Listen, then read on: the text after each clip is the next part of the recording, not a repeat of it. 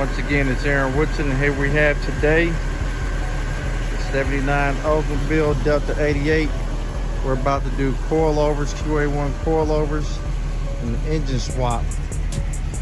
We're gonna do just had the transmission rebuilt. I'm gonna do a little bit to the transmission. Put a stall in it, so it'll move a little bit better. And a stall that accommodate the camshaft that's put in it. There it is, 79 Olds Delta 88 project, QA1 coilovers all the way around on all four corners. Keep you updated, we make some progress. We have the wheels off, ready to start the disassembly. These ball joints have been on here for at least a while, let's just say a while.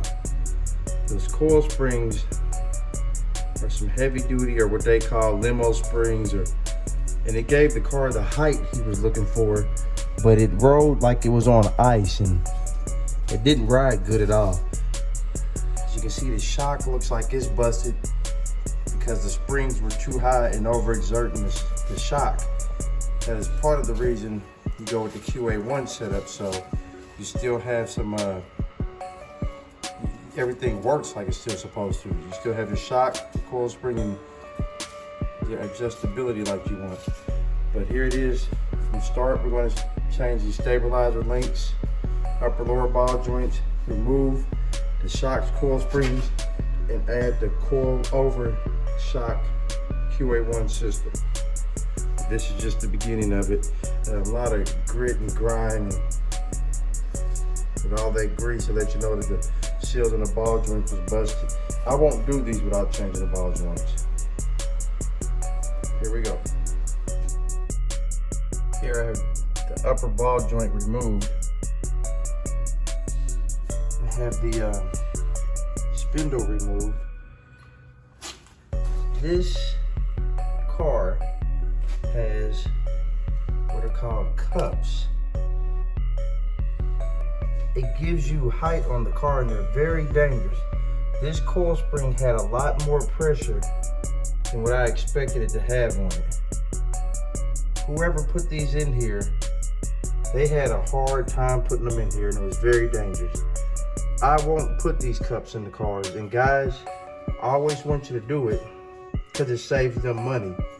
It's not a good fix, and it's not, it doesn't make the car ride right, and it's dangerous.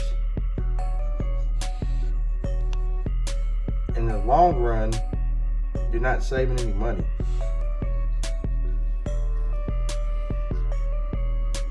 So we're going from this spring and cup and shock that achieves the lift that you want, but it's not safe, the ride's not there.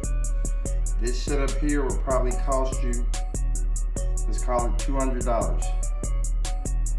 And we're going to this. The QA1, where the spring goes over the shock. It's adjustable. You maintain your ride. It's safe. The setup is about $600. The labor will be the same, but as you see, you have a lot better product. Look at the difference in the spring. With technology, you can achieve the same tensile strength with the shorter spring as you can with this taller spring, making this QA1 safer and easier to install. There are some things you have to consider when doing this. You want to make sure you get the thrust bearing kit and lube it up and follow all of their recommendations and instructions to keep it warranted. But the days of the cup and shock and extra heavy duty coil spring or whatever they call this stuff, it's over. Take the danger out of it.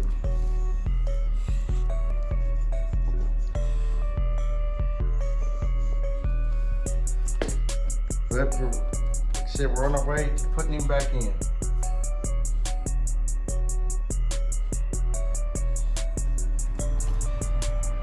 Okay, we had the QA1s installed along with the upper ball joints, the new lower ball joints. and stabilizer link bushings. You want to change the stabilizer link bushings with this for several reasons. For one, they're probably worn out. For two, you're probably going to ruin them getting them off. For three, they're only about $10 a side. And also with the QA1s, you want to make sure you put the anti-seize lubricant on there by Permatex as recommended, so you don't void your warranty. We have them set at what I like to call a standard setting for the ride height we're looking for. So I'm going to get some wheels on here and check the stance on it, and then get this car, we're going to get some wheels on it here pretty soon and get it over to the body shop and get it painted.